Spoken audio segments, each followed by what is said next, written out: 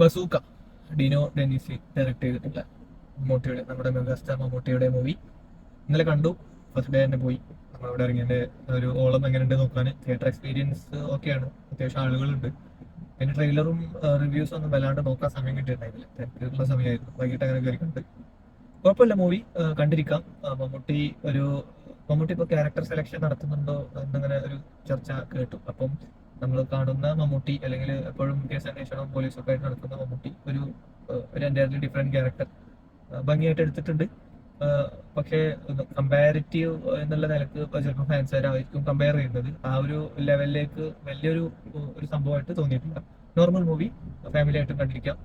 നമ്മളെ പുതിയ യുഗത്തിന്റെ ഒരു സ്റ്റോറി, അതിൽ പല സംഭവങ്ങളും മെൻഷൻ ചെയ്യുന്നുണ്ട്. അപ്പൊ സ്റ്റോറി പറയുന്നില്ല, നിങ്ങൾ എല്ലാവരും കാണുക. പുതുമുഖങ്ങൾ ഉണ്ട്. പിന്നെ നമുക്ക് എപ്പോഴും ആദ്യം മുതലേ പുതുമുഖങ്ങൾക്കും പുതിയ ആളുകൾക്കും അവസരം നൽകുന്ന ഒരു വ്യക്തിയാണ്. അപ്പൊ മൂവി കണ്ടിരുന്നു. ഓവർ ഹൈപ്പും പറയുന്നില്ല, മോശവും പറയുന്നില്ല. നല്ല മൂവിയാണ്, ഒരു പ്രാവശ്യമെങ്കിലും നമുക്ക് കാണാം. പിന്നെ എസ്പെഷ്യലി എനിക്ക് ഒരു ഇത് തോന്നിയത് നമ്മുടെ ആറാട്ടണ്ണന് നല്ല റോള് കിട്ടിയിട്ടുണ്ട്. കുറച്ച് സമയമുണ്ടെങ്കിൽ പോലും നല്ല ഭംഗിയായിട്ട് എടുത്തിട്ടുണ്ട്. നമ്മൾ ആരും പ്രതീക്ഷിക്കാത്ത രീതിയിൽ ആറാട്ടണ്ണൻ ഇപ്പൊ എല്ലായിടത്തും റിവീൽ ചെയ്ത് ഞാൻ അഭിനയിച്ചിരുന്നത്. അതുകൊണ്ട് മാത്രമാണ് ഞാൻ പറയുന്നത്, അല്ലാണ്ടെങ്കിൽ അത് പറയേണ്ട ആവശ്യമില്ല. ഞാനത് അറിഞ്ഞിട്ടുണ്ടായിരുന്നില്ല ആറാട്ടണ്ണൻ ഉണ്ട് എന്നുള്ളത്. ഫേസ്ബുക്കിൽ എവിടെയോ കമന്റ് കണ്ടപ്പോൾ സാധാരണ അവർ പറയുന്ന പോലെ ആയിരിക്കും ഉദ്ദേശം. പക്ഷേ ഇതിൽ മൂവി കണ്ടപ്പോഴാണ് മനസ്സിലായത് ആറാട്ടണ്ണൻ ഉണ്ട് എന്നുള്ളത്. അടിപൊളിയായിട്ടുണ്ട്.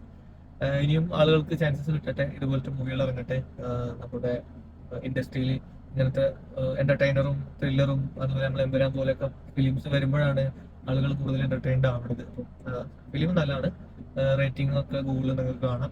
അത്യാവശ്യം കുഴപ്പമില്ലാത്ത ഒരു വലിയ ലോജിക് ഒന്നും വെച്ച് ചിന്തിച്ചു കഴിഞ്ഞാൽ സിനിമയിലൊന്നുമില്ല. എനിക്ക് സത്യം പറഞ്ഞു കഴിഞ്ഞാൽ ഒരു ആവറേജ് ആയിട്ടേ തോന്നിയിട്ടുള്ളൂ. പക്ഷെ വൈഫിന് ഭയങ്കര ഇഷ്ടമായി. ചിലപ്പം മമ്മൂട്ടിയുടെ സ്റ്റൈലും, കാരണം സ്റ്റൈലൊക്കെ വളരെ അടിപൊളിയായിട്ട് കാണിക്കുന്നുണ്ട്. അതുകൊണ്ടായിരിക്കും.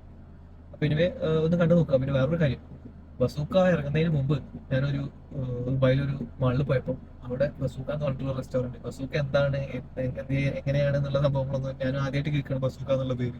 അപ്പൊ അതൊരു ക്യൂരിയോസിറ്റി തോന്നി. എന്തായാലും പോയി കണ്ടിട്ട് നിങ്ങളുടെ അഭിപ്രായങ്ങൾ കമന്റ് ചെയ്യാം.